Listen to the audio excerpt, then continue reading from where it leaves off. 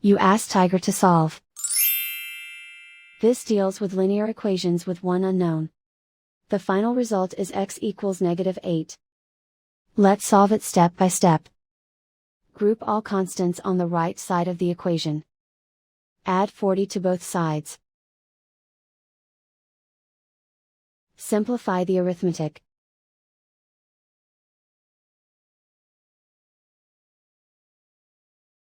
Isolate the x.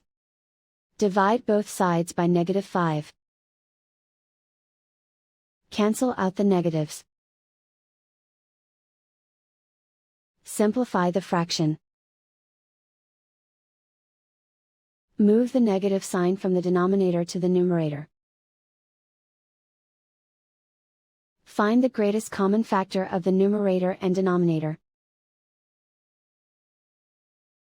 Factor out and cancel the greatest common factor.